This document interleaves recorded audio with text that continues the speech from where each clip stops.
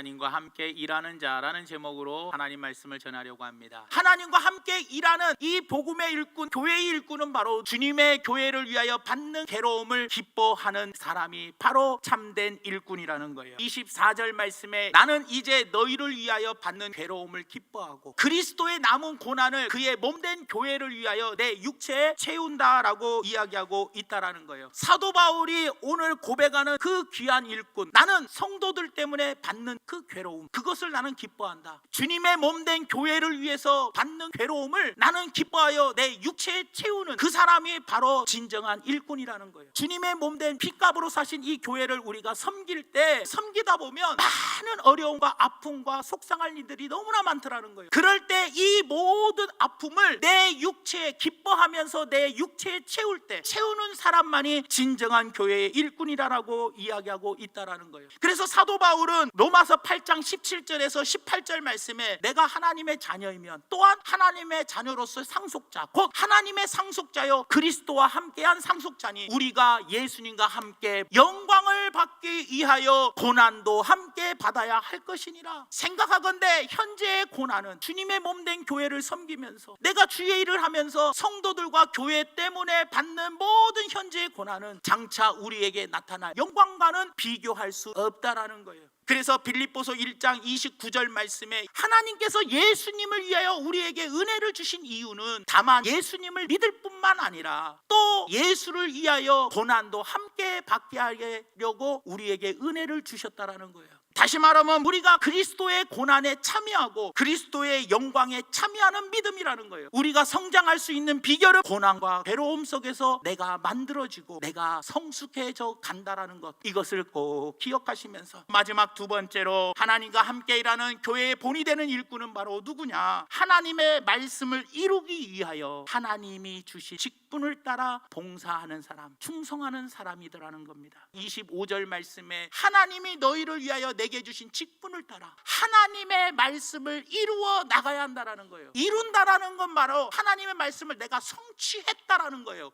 예수님께서 이 땅에 오신 목적이 뭡니까?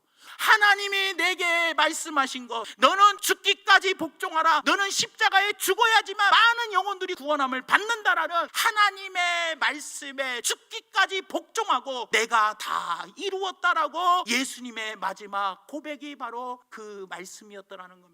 그런데 여러분들, 우리에게 직분을 다양하게 주셨지만 그 다양하게 주신 직분 가운데 우리에게 공통으로 하나님의 말씀을 이루어야 할 게 있다라는 거예요. 그게 바로 전도라는 거예요. 때를 얻든 못 얻든지 복음을 전하라는 거예요. 우리는 합력하여 선우리로 어떻게 해서든지 함께 주님의 나라를 확장을 위해서 우리는 힘을 합하고 함께 기도하고 함께 말씀을 붙잡고 성령의 충만함을 받아 땅끝까지 복음을 증거하는 증인들이 되어야 되더라는 겁니다. 이것이 우리가 함께 이루어 가야 할 공통적인 우리의 과제라는 거예요. 하나님의 말씀을 이루는 것은 쉬운 일이 아닙니다. 그래서 하나님께서는 우리에게 성령을 주셨고 우리에게 교회를 주셨고 우리에게 함께 동역할 내 지체들을 주셨다라는 거예요. 그러니 우리 모두가 이 직분은 하나님이 주신 것입니다. 하나님이 주신 것은 절대로 권세가 아닙니다. 다만 사명일 뿐이라는 것을 기억해 주시기 바랍니다. 하나님과 함께 일하는 충성된 일꾼이 되어 주님 재림하시는 날 잘했다 칭찬받는 귀한 성도님들 되시기를 예수님의 이름으로 축원을 드립니다.